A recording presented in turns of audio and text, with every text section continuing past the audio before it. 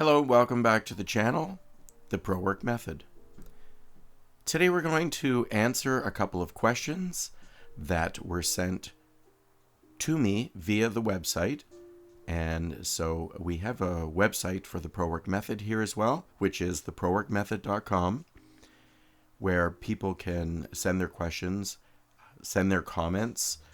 Sometimes people don't feel comfortable commenting just sort of in public on the YouTube channel, particularly if they're maybe asking about something personal or, something that could be perceived as personal. And so I've had a number of people actually on the website send me questions about the book, about the concepts. And so today we're going to look at a couple of the questions, and we're going to just sort of kind of use the PROWIRC method to have a look at these. First of all, just before we do that, I want to thank everybody for watching the channel and for tuning into the PROWIRC method. We actually just, after 6 months of having the channel, talking about the book, which has been put out 6 months ago, Happiness and Wellbeing Through Balance and Progress, the PROWIRC method. The channel hit a new milestone of having over 21,000 views in 28 days. So I felt really good about that. And it seems to me, as I'd hoped, that some people are finding some interest in the channel. And I hope they're getting good ideas that are helping them. Also, I guess the highest amount of viewing hours over the past 6 months was one of the 28-day periods. Got up over 90 hours of viewing. So we're happy to see that too. And again, thanks for watching and thanks for the support on that. So please also remember theprowircmethod.com. If you have a question or idea or wonder, is this book for me, or where would I start? What's a concept? Here's a particular problem.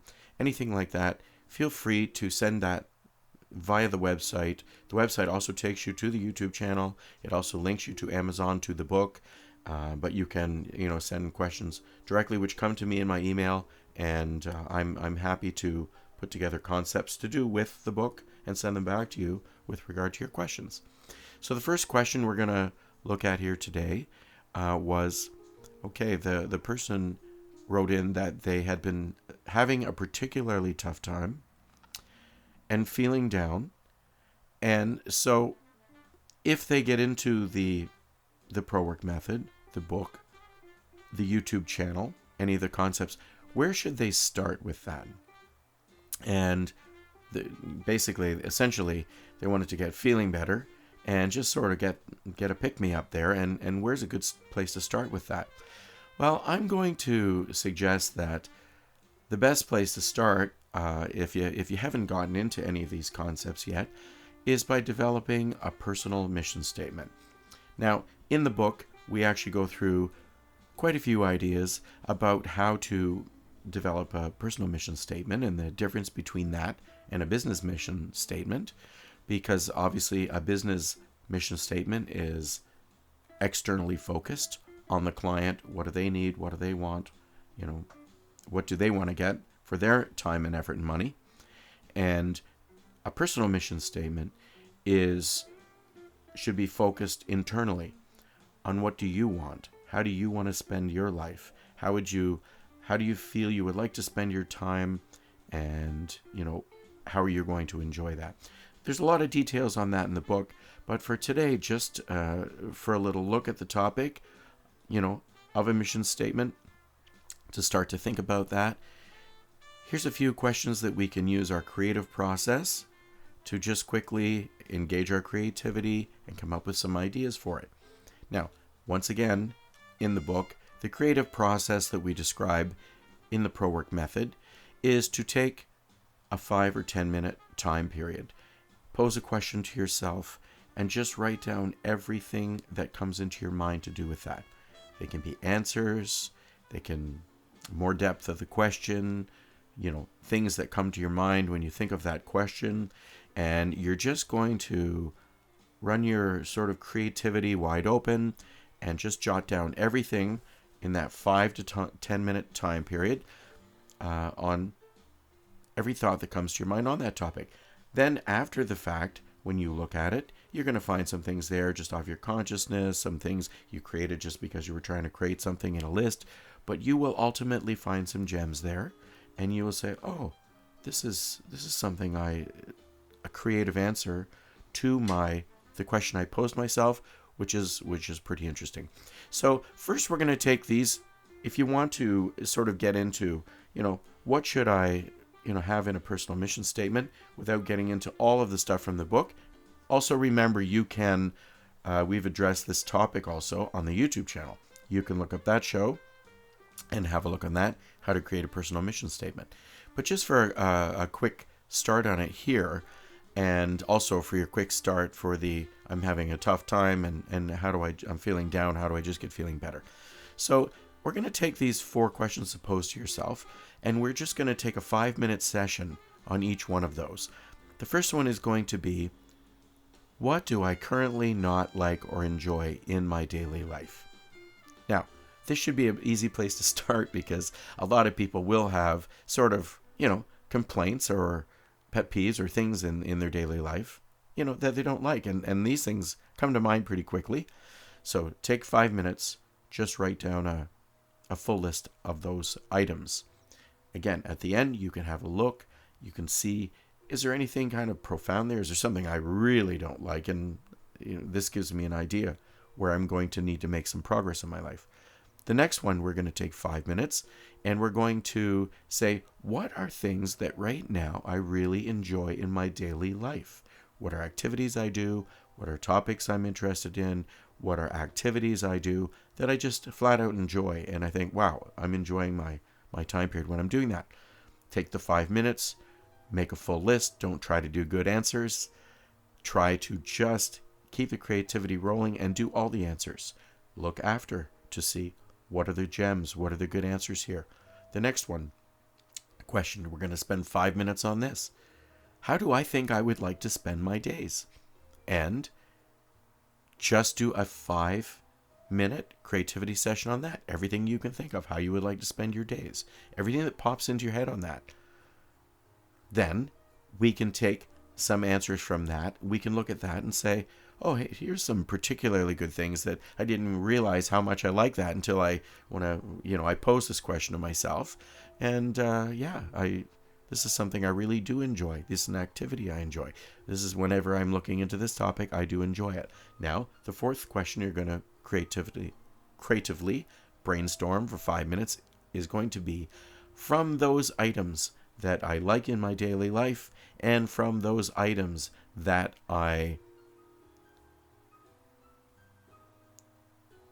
the items I wrote down, I would creatively like to spend my days doing. How could I get that? What are some things I could do to get more of that into my daily life right now? Do a creative session on that. And I think that you're going to have some interesting things there.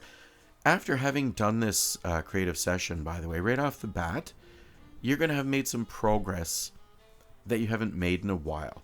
So if you've been feeling a little down and you're wondering where to start, there's going to be some things on here where to start. In the list, the first list, you're going to have things I don't like. You may start creatively thinking, how can I get rid of some of those things or retire some of these things that I don't like? You're going to go through and you're going to, come up with these things that, the things I did like in my daily life, the things of how I would like to spend my days, how can I get doing that right now? These are things that you're going to feel progress from having thought of and brainstormed these ideas. And for your personal mission statement, you're going to say, great, the things that how I wanted to spend my days, these should be reflected in my personal mission statement. I will say one more thing about a personal mission statement. Try not to put any specific persons, places, or things. Because believe it or not, the actual persons, places, and things can change a lot of times in your life. The personal mission statement, as we say oftentimes, is reflective more of your ideals than your ideas. And your personal mission statement of how you would like to feel and how you would like to spend your life should be connected more to your ideals. So, one thing I'm going to say about hard times here also to that question is that hard times and nobody likes them, but sometimes, you, for whatever reason, you can just seemingly be in a rut, or you have specific things that are bearing down on you, pushing down on you, hurting your day, hurting your well-being. And as you go through your creative sessions, you will know what these are. But hard times sometimes not only indicate that you need to make some changes in your life, but hard times actually push and facilitate your dealing with those items that need to be changed. So the hard times, a lot of times we'll make breakthroughs, we'll make discoveries, we'll come up with good ideas. Sometimes the hard times really push us to make the changes that we need to have a best life scenario. And so, if it's a silver lining at all, most people make the best and most improvements in their life when they are actually experiencing some type of hard times.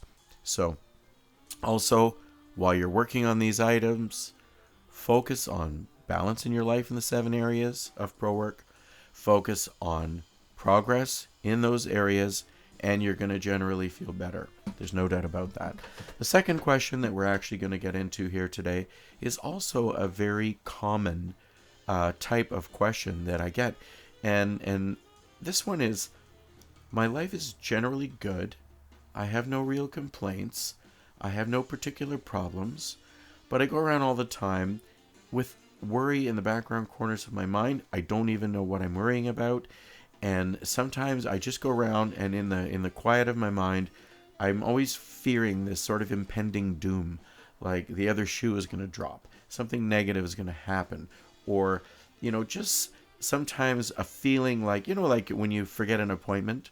Let's say you had a doctor's appointment or some type of appointment that you're supposed to go to this week, but you didn't actually write it in your planner, and now you've kind of forgotten it. And before you actually miss it, you start thinking, I'm pretty sure there's something I've forgotten this week. What is it? Now, that's kind of like this sort of worry when you don't know what you're worrying about, or that kind of feeling of impending doom, even though there's nothing sort of coming your way. That's when we take a look at the 7 areas and see, is there an area of my life out of the 7 areas that I have been neglecting? Is one area kind of going into regress? Is it about to start to pull the other areas down? Is this one area I'm neglecting it because I have other areas that are going well right now? So sometimes in good times, we just focus on the areas that are related to the good times. And, that's great and enjoyable to do. And you're moving them ahead. Heck, roll it when it's rolling. Keep it rolling. Keep pushing on it. But keep in mind, you still need to look in the other place, in the other areas where maybe you're neglecting an area, or you are not taking the time to consider that you may be neglecting an area that might be going into regress. So this could be your, this impending doom feeling, or the, the worry and you don't know what it's about.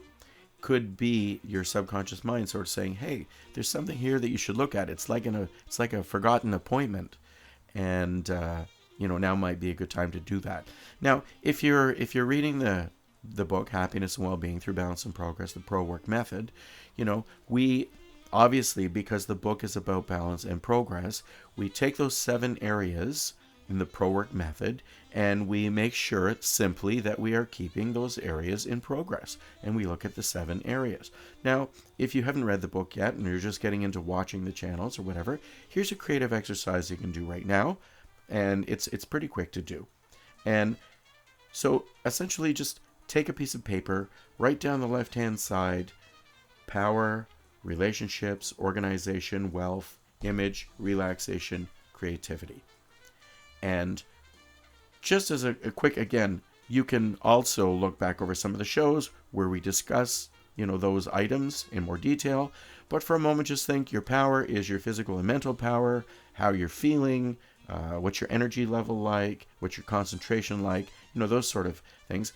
And you're going to, beside it, you're going to think, what's the strongest part of this power for me right now? Where's my strong areas in my power? Either mentally, physically, whatever.